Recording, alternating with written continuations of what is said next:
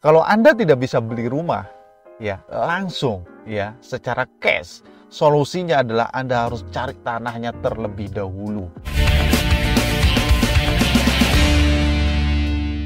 Sebelum Anda beli, Anda harus lihat dan perhatikan legalitas tanahnya. Karena kalau Anda beli, ya tanah sangat jauh perbedaannya dengan membeli barang atau yang lainnya. Ya, contohnya menemukan emas di jalan, Anda bisa langsung jual ke siapapun tanpa ada suratnya. Tapi memang harganya mungkin akan berbeda daripada emas yang sudah ada suratnya. Sedangkan tanah, kalau Anda menemukan tanah atau menemukan surat tanah, sekalipun sama orang lain itu dikasih secara gratis ya, saya pastikan kalau Anda jual lagi tanah tersebut 1000%, ya saya pastikan tidak akan laku. Itu namanya sengketa. So, beli properti khususnya tanah itu harus beli tanah dengan legalitasnya. Ya, jadi tanah plus legalitasnya. Tanah tanpa legalitas itu tidak ada artinya, tidak ada harganya. Jadi kalau Anda beli tanah, pastikan dulu surat-suratnya. Pembahasan ini sebenarnya sudah kita bahas sebelumnya di komunitas gerakan masyarakat punya rumah ya. Oke, saya lanjut. Jadi kalau Anda beli tanah, yang paling penting adalah aman. Dari sisi mana? Dari sisi surat-suratnya atau legalitasnya. Baru Anda beli tanahnya. Jadi jangan tertarik dulu sama propertinya, jangan tertarik dulu sama tanahnya. Cek dulu tanahnya, cek dulu legalitasnya, baru Anda beli. Ada beberapa jenis surat tanah ya yang perlu Anda perhatikan ketika Anda membeli tanah. Di antaranya adalah ada SHM, petok D, letter C, girik, gendom.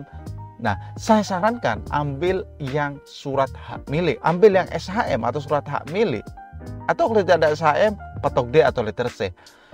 Yang perlu Anda perhatikan juga adalah peruntukan tanah. Anda harus beli tanah yang jelas peruntukannya, yakni khusus tanah pemukiman, artinya zona kuning. Tanya dulu ke pengembang kaplingnya, apa ini peruntukannya. Kalau peruntukannya untuk perumahan, maka belilah. Nah, bagaimana cara memastikannya? Ya, cara memastikannya Anda harus ke tata kota setempat atau kantor cipta karya setempat ya di daerah Anda masing-masing.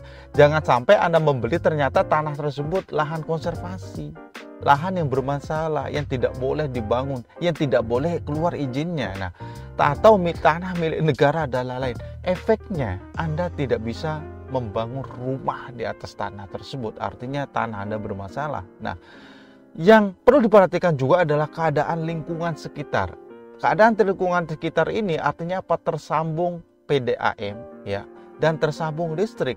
Jadi jangan beli tanah yang tidak ada listriknya di situ atau PDAM-nya belum tersambung, masih jauh. Nah, jangan sampai Anda beli tidak ada tetangganya juga, artinya jauh ya. Anda berteman dengan jangkrik ya. Jadi saya tidak sarankan untuk membeli tanah seperti itu. Karena apa? Dalam waktu dekat tanah ini akan Anda bangun. Lokasinya harus ada ya fasilitas ya dari radius 500 sampai 1 km ya. Itu harus ada fasilitas yang eksis, misalnya puskesmas, sekolah, pasar, dan lain-lain.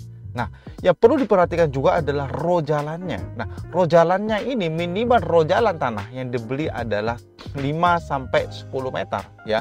Kalau lebih tambah bagus ya. Sahabat property planner ya, jika semua itu sudah jelas, baru Anda beli tanahnya ya. Kalau Anda punya uang ya, kalau Anda punya tabungan untuk membeli tanah, saya sarankan beli tanah secara cash ya. Kalau tidak punya atau tidak mampu, maka dicicil. Tidak apa-apa, yang penting punya tanahnya dulu ya. Anda beli tanahnya sekarang, pasti Anda untung. Jadi jangan khawatir, jangan ragu untuk membeli tanah ya.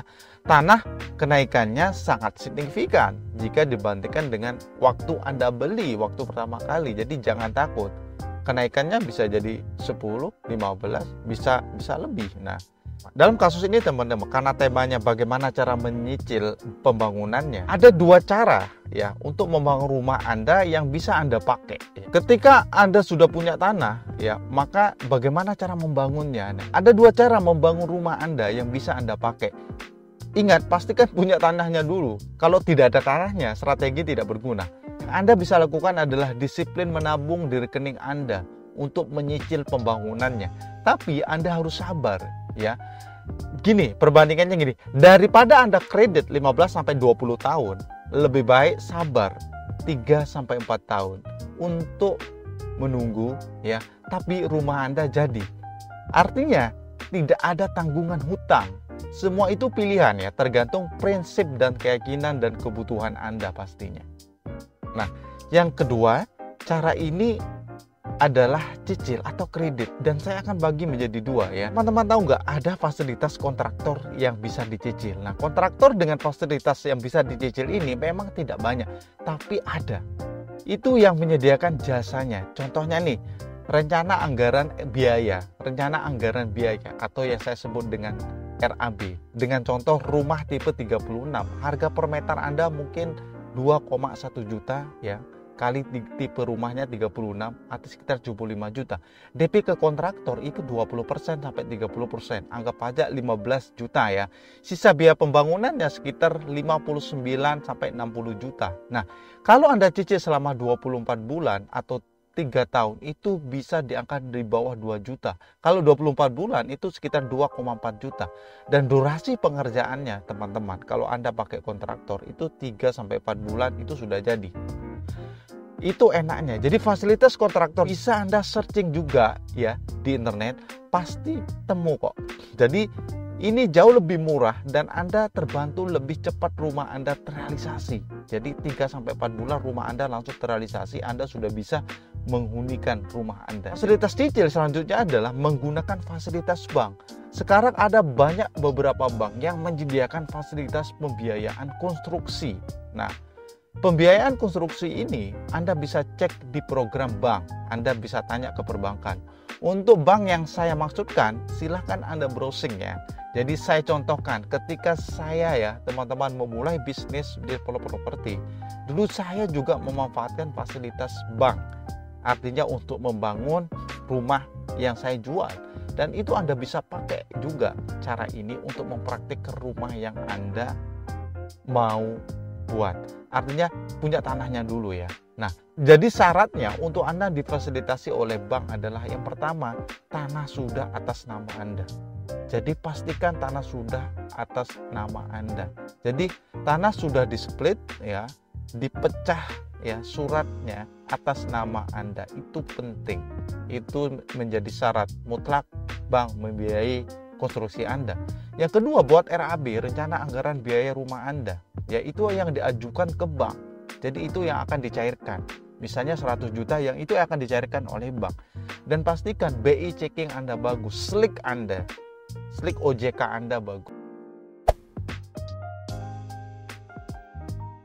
Setelah Anda memenuhi syarat tersebut, Anda sudah bisa mengajukan kredit konstruksi rumah Anda. Dan ingat, hitung berapa bunga yang dibebankan. Silakan Anda bandingkan bunganya dengan cara apa membandingkan fasilitas bank yang satu dengan bank yang lain. So, selamat mencoba ya. Kalau Anda ingin punya rumah ya, tentukan tanahnya dulu, pastikan beli tanahnya dulu, baru Anda bisa menggunakan fasilitas membangun rumah dengan cara mencicil ini. Oh iya, jadi strategi untuk mencari tanah, bagaimana cara mempunyai tanah, bagaimana cara mengeksekusi tanah, itu bisa Anda dapat di komunitas Gerakan Masyarakat Punya Rumah Indonesia ya. Silahkan Anda mencoba ya. Selamat praktik ya. Demikian dari saya Bung Raffi, salam closing.